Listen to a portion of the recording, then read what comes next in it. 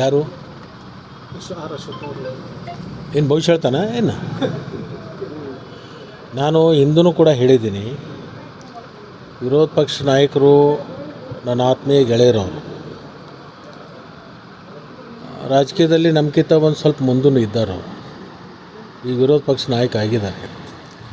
ಅವರು ಭವಿಷ್ಯನೇ ಹೇಳಬೇಕು ಅಂತಕ್ಕಂಥದ್ದು ಅವ್ರಿಗೇನು ಇಚ್ಛಾಶಕ್ತಿ ಇದ್ದರೆ ಅದನ್ನೇನಾದರೂ ಅವರು ರೂಢಿ ಮಾಡ್ಕೊಳ್ಬೇಕಂತಿದ್ರೆ ಇಲ್ಲೊಂದು ಬಬಲಾದಿ ಅಂತೇಳಿ ಒಂದು ಮಠ ಅದ.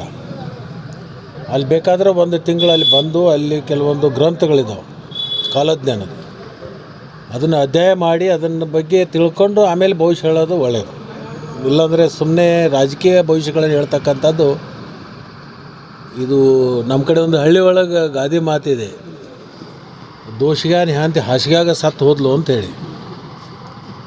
ಹಂಗೆ ಯಾರ ಭವಿಷ್ಯನ ಯಾರಿಗೆ ಹೇಳೋಕ್ಕಾಗಲ್ಲ.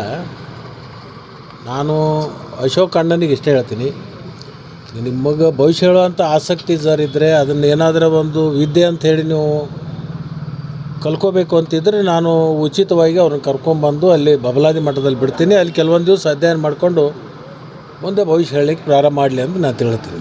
ವಿಜೇಂದ್ರ ಅವರು ಬದಲಾವಣೆ ಕುರಿತು ಚರ್ಚೆ